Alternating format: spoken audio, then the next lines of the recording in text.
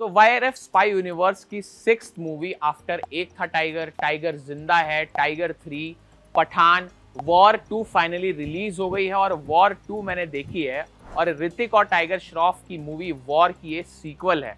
अब no doubt Bollywood के ये सबसे बड़े क्लैशेस में से एक था, लेकिन भाई ऑनेस्टली अगर बताऊं तो यहाँ ऐसा कुछ भी होता हुआ मुझे दिखाई नहीं देता।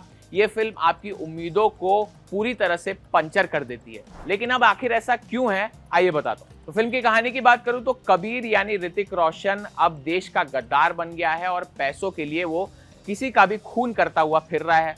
उसे कली नाम का एक ऑर्गेनाइजेशन बुलाता है जो हिंदुस्तान को तबाह करना चाहता है। अब क्या कबीर हिंदुस्तान को तबाह करने के पीछे लग जाएगा या फिर उसे विक्रम यानी जूनियर एनटीआर मिलता है? अब वो कौन, दोस्त है या दुश्मन है, अब आपको पता है कि नहीं, ये मूवी जाके देखना पड़ेगा। लेकिन मेरे हिसाब से तो भाई ना ही जाओ तो बेहतर है, क्योंकि इसमें 2 हीरो हैं। अब आगे क्या होगा, इसमें क्या होगा, उसमें क्या होगा, इसकी पचड़े में शायद ही आप पढ़ना चाहोगे, क्योंकि फिल्म आपको बोर कर देती। अब एक्टिंग की बात करें तो ऋतिक रोशन काफी अच्छे लगे हैं इसमें, उनका काम बहुत बढ़िया है, लेकिन इसमें कुछ नया मुझे नजर आया नहीं। जूनियर एनटीआर ने पूरी कोशिश की है ओवर एक्टिंग करने की। उन्हें देखकर लगता है कि वो कुछ करना चाह रहे हैं लेकिन कर नहीं पा रहे। ऋतिक के सामने वो पूरी तरह से फेल हो जाते हैं, उनका पूरी तरह से इस फिल्म में मिसयूज कर दिया गया है। लेकिन अब वो विलन है या हीरो हैं, जूनियर एनटीआर का रोल इसमें एग्जैक्टली मुझे समझ में आया नहीं और आपको भी शायद मूवी देखने के बाद समझ में नहीं आएगा अगर आप मूवी देखने जाएंगे तो।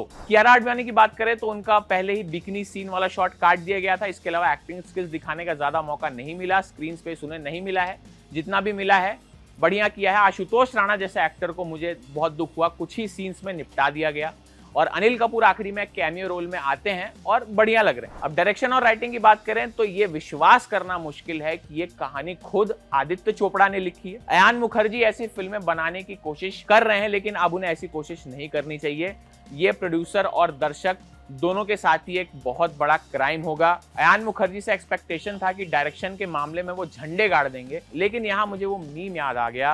एक मीम था कि भाई साहब ये कुछ ज्यादा तो नहीं हो गया, भाई साहब कुछ ज्यादा नहीं हो गया, मतलब कुछ भी। स्टार्टिंग फ्रेम से लेकर एंडिंग फ्रेम तक हमें पता ही नहीं चलता कि ये अयान मुखर्जी की फिल्म है। साफ साफ दिख रहा था कि उन्होंने डायरेक्शन में बहुत ज्यादा कमी रखी है। एक्शन सीन्स जो हैं उन्होंने भी बहुत ज्यादा परेशान किया। ट्रेन से गाड़ी पे कूद रहे हैं, प्लेन वाली लड़ाई तो भाई ऐसा लगता है कि मोबाइल से एडिटिंग करके निकाल दिया गया है। वाटर बोट वाले सीन्स आते हैं, ब्रिज से कूदते हुए सीन्स आते हैं, एवं ही सब कुछ उड़ा दिया गया है। चलते फिरते 20 लोग ऑटोमेटिक गन इधर से उधर गोलियां चला रहे हैं और सामने हीरो हीरोइन मात्र एक पिस्टल लेके खड़े हुए हैं और सबको मार भी दे रहे हैं और इन दोनों को उसमें एक भी गोली नहीं लग रही है। अब इनका वीएफएक्स लेवल आप देखिए किस तरह का है। मतलब मैं जेब से फोन निकाल के अच्छे सॉफ्टवेयर की मदद से इससे बेटर वीएफएक्स बना सकता हूं अगर मैं कोशिश करूं तो। अयान मुखर्जी ने मुझे लगता है अपना पूरा वीएफएक्स अपनी पिछली फिल्म ब्रह्मास्त्र में छोड़ दिया है। इस बार वहां से वो कुछ निकल ही नहीं पाया, महा घटिया वीएफएक्स। तो कुल मिलाकर डायरेक्शन के मामले में अयान मुखर्जी यहाँ पे फेल होते हुए नजर आए हैं।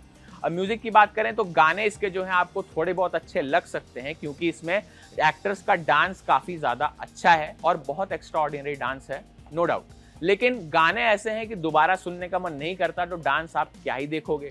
अब जो थिएटर से बाहर निकलने के बाद कुछ फिल्में होती है जिनके गाने आप गुनगुनाने लगते हो, लेकिन इस फिल्म में ऐसा एक भी गाना नहीं है जिसको आप थिएटर से बाहर निकलने के बाद गुनगुनाते रहो।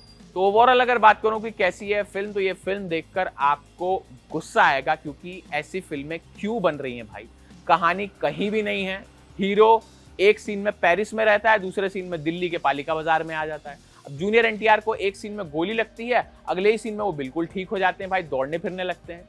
प्लेन में तो ऐसे ऐसे स्टंट करते हैं कि भाई आप इमेजिन ही नहीं कर सकते। अब इससे ज्यादा मैं स्टोरी के बारे में नहीं बोलना चाहूंगा, क्योंकि आई नो आप शायद ये फिल्म देखना चाह रहे हो, लेकिन मूवी तो देखो, but personally I am very disappointed with this movie. और जो कुछ थोड़े बहुत सीन्स भी हैं एक के बाद एक आते रहते हैं, रिपीटिटिव हो जाते हैं, और एक पल ऐसा आता है जब कहानी पूरी तरह से प्रेडिक्टेबल हो जाती है। इसलिए I am not that much interested, क्योंकि यहाँ 2 बड़े एक्टर्स का इतना बुरी तरह से मिसयूज किया गया है कि आने वाली मूवीज में इसका क्या ही होगा, वाईआरएफ स्पाई यूनिवर्स का क्या फ्यूचर होगा मुझे तो पता नहीं। और आखिरी में बस एक आता है कि इसमें अगली जो मूवी है स्पाई यूनिवर्स की, अल्फा जिसका नाम है, उसका रेफरेंस दिया गया है, लेकिन मुझे अब उससे कोई उम्मीद नहीं लग रही, स्पेशली वॉर 2 देखने के बाद। उम्मीद है जो भी अल्फा का डायरेक्टर है इससे सबक ले और अल्फा हमें अच्छी देखने मिले। तो मैं रेकमेंड तो नहीं करूंगा, ओटीटी पे आने का वेट कर लो, वहां भी देखना चाहे तो देख लेना। मेरी तरफ से फिल्म को सिर्फ 2 स्टार्स, वो भी सिर्फ ऋतिक रोशन के लिए।